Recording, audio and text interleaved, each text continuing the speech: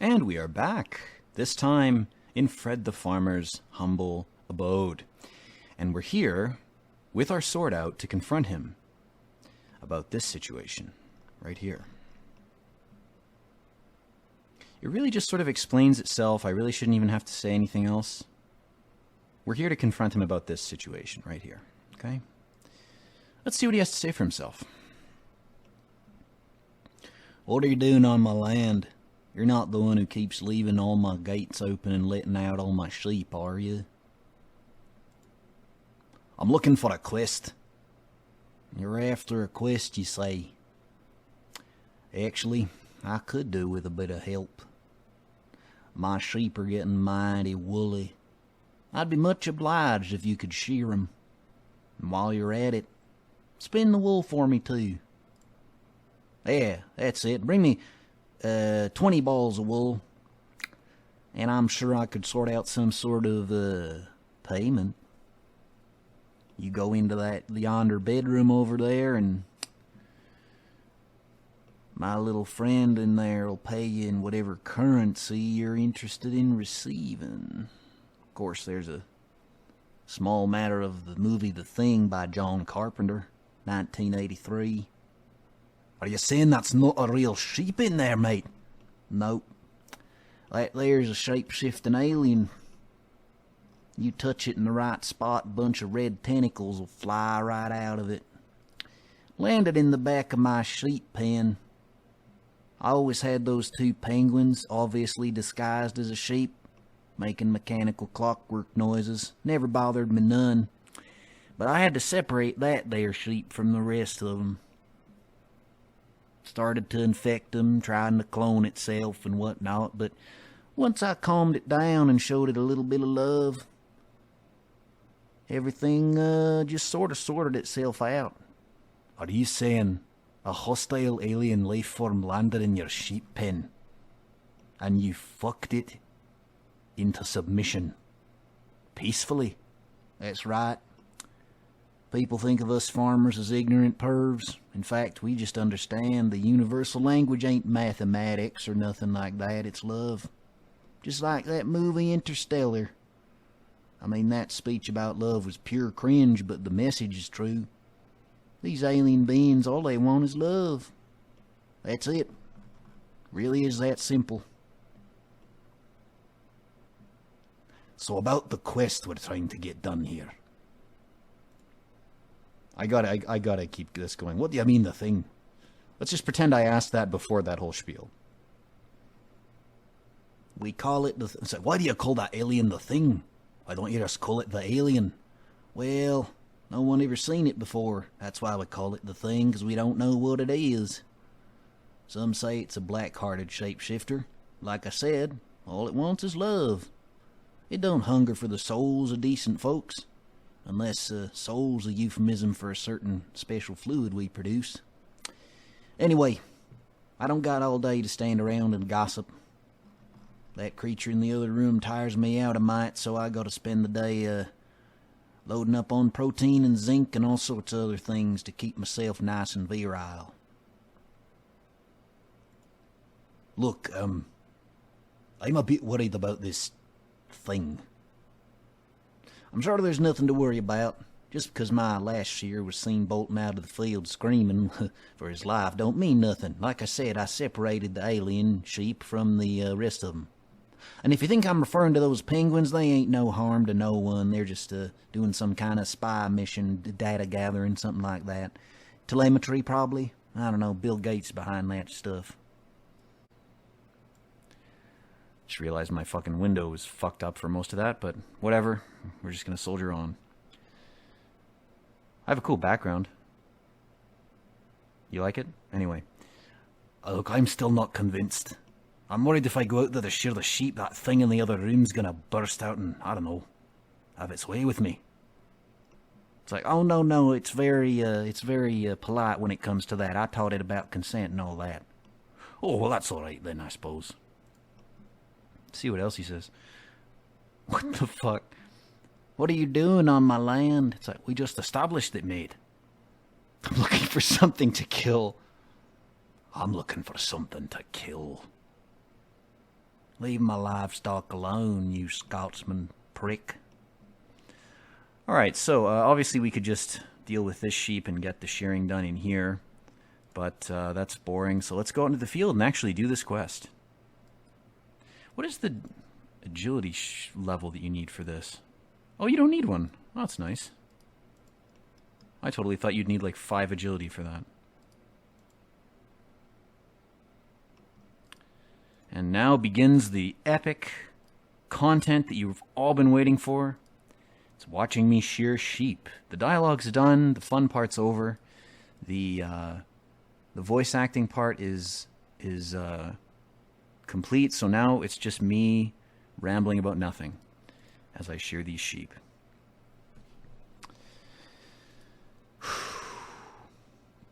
I'm reminded of, I think it was Rendy on one of his accounts, or no, it was Limpwort. He had to do the crafting grind. I think he had to get to like 48 or something. He had to get to like some crazy milestone. He had to get to like a diamond amulet or something because he got a diamond from a random event. So he had to spin balls of wool until like 48 or 50 crafting or something, which is just pure pain. I mean, with flax, it really is a worlds better. Like people complain about the flax grind, and it does suck. Those last 10 levels or so really are painful to get to, what is it, 61 or so for green d'hide or whatever the milestone is. But doing sheep shearing and wool spinning to like 48 craft, that would be fucking hell, man. Like, imagine doing this like 3,000 times. I don't even know how many balls of wool Limport ended up needing, but man, I don't envy him for that nightmare. By the way, this used to be a really good place to kill imps. They used to spawn on either corner of this field, but there was some kind of patch or something where that changed. I think when they added the lambs and they updated some of the sprites and the grass and whatnot. Like the whole pen was kind of updated when Cold War was added. So when that happened, the imps magically disappeared and the grind became slightly harder to get the beads. Oh, she's not gonna give me my runes yet. Mommy Magic Tutor isn't gonna give me my Rooney Woonies, my Tendy Wendies. All right, let's get spinning. Oh fuck, I didn't get 20, but whatever. I have an extra ball of wool in my bank anyway. So it turns out we're good. It turns out preparation equals success. The more prepared you are for something, the more successful you'll be at it. If you're not prepared, unless it's improv comedy, in which case you're amazing. I guess if your preparation routine involves like snorting coke or getting drunk or both, or getting high, whatever helps you, I guess that's a form of preparation. I shouldn't really be down on people for not preparing. I mean, and it is a thing. Like, you know, we do drugs constantly as humans. We're on sugar, we're on caffeine, we're on alcohol, we're on antidepressants, we're all on something. The one thing I do respect the Mormons for, they have a bunch of bizarre nonsense that they adhere to, but they don't even drink coffee, which is like, holy fuck, like how do you function? Like I tried going off of caffeine for a while, but I was smoking weed at the time, so it was kind of a replacement for that. So it kind of didn't impact me so much because the weed had a stimulating effect, but the fact that some people can function totally without caffeine is that's impressive to me. I don't know, that takes some discipline, man. Like you gotta get up and do 40 push-ups or something and charge yourself up that way somehow. You got to do something. Something to amp yourself up, something to get the blood pumping, really. I mean, that's what a lot of these stimulants do. Is all they do is they get your blood pumping, which you can get happening if you just move your ass. Like if you don't sit around for hours and you do something, you'll get a sort of a stimulant effect just by moving your body, like actually doing something. I'm being hypocritical because I don't exercise much, but I try to walk every day for like 20 or 30 minutes, and I also have a standing desk that I use. So I try to do something. I try to not be a complete piece of shit.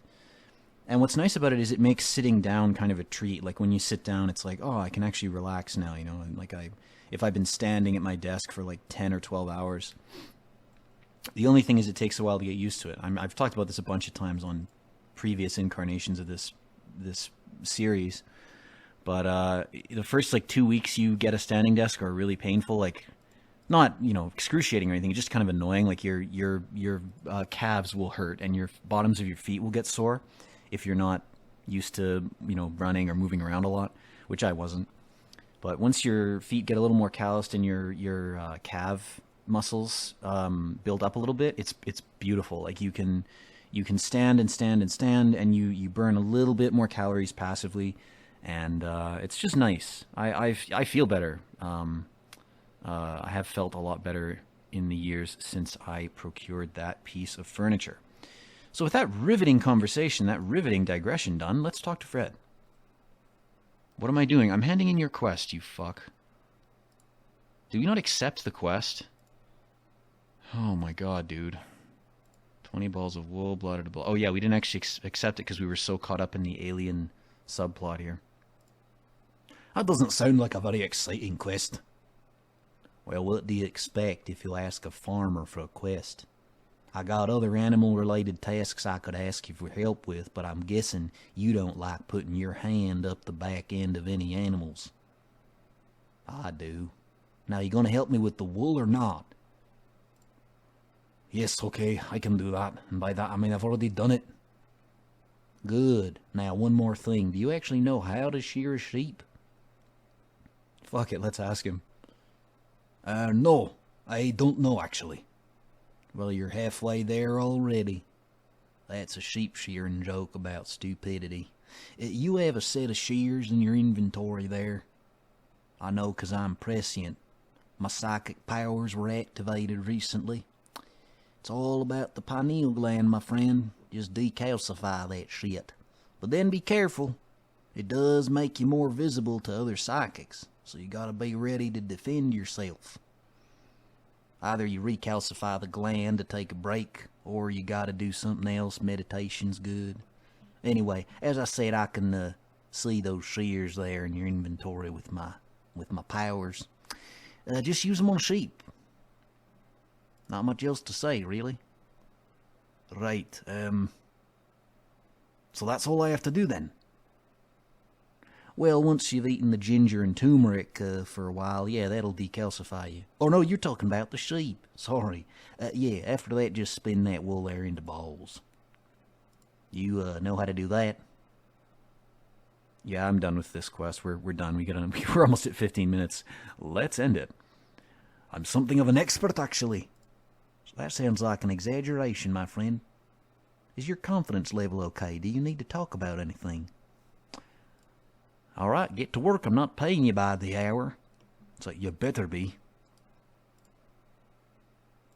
What are you doing on my land?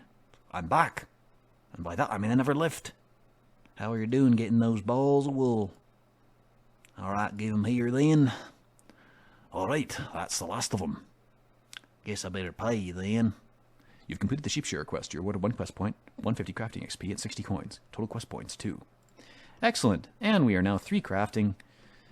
What an epic reward. Let's leave him to his extraterrestrial lovin' in there. Just shut both gates just to quarantine that whole situation. And as we kill this chicken, we will end the video. I'm very happy to report that my XP is identical across all 3 combat skills.